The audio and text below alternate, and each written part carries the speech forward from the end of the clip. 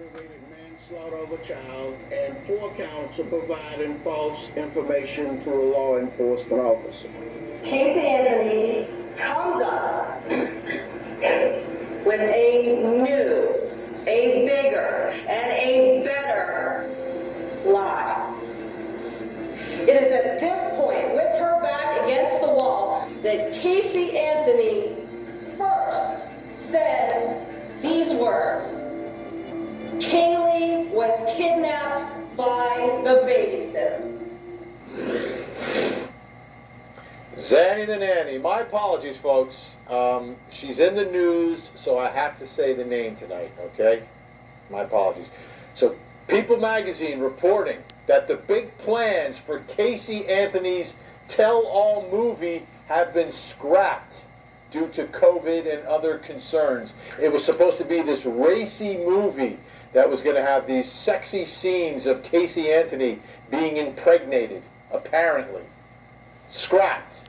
Not going to happen. The movie's not going to happen. She was supposed to have editorial control over it. So I posted on social media today, the news, and then said, well, what if the movie was made? And I asked everyone to please be honest.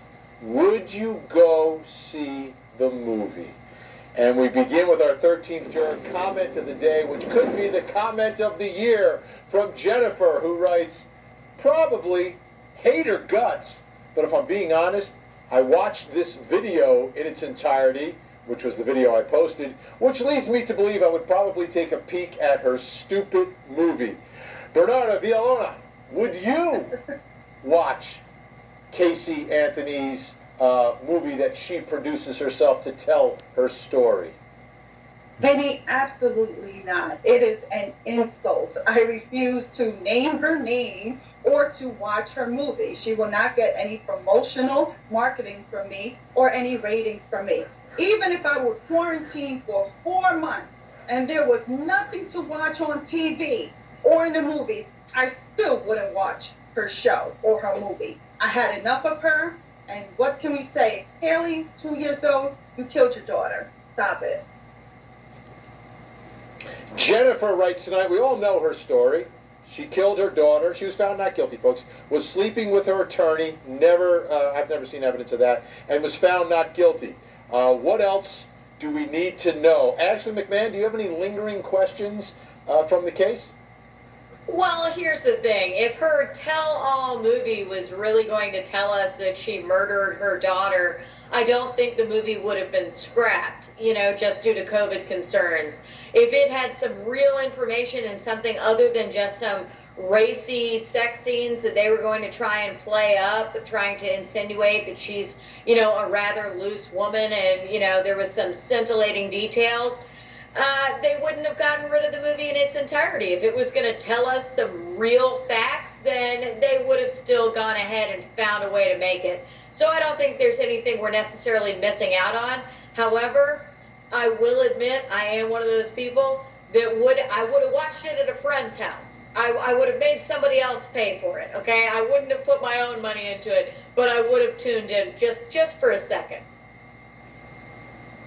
All right, Dawn tonight. Can't say I would seek it out to watch, but if I came across it while flipping through, I'd watch it for a bit. Everyone stops for a train wreck. David Shapiro, she said she was going to tell her story. She told a bunch of stories. Do you think if she made this movie there would have been any truth in it? Well, there might have been some truth. The issue is, what would it have been, right? That's the thing, right? What are you going to believe? At what point is she ever telling the truth? And telling the truth about what? And does it really matter at this point, right? Because no one could bring that little girl back. Whether she killed her, whether she was a part of her being, killed and then buried, whatever the case may be. But, to follow up on what Ashley said, and even the 13th juror there, I think I would watch it. I would have probably paid to watch it. I definitely wouldn't go to a movie theater or be seen in public watching it. But I remember going back to 2011. My wife and I, we weren't even married yet, and we were in New York for a wedding, and we almost missed the wedding on the weekend because we were so enthralled by what we were watching in the courtroom in Florida. I remember it well. Michael writes, I'd walk out on that movie even on an airplane. Bernard.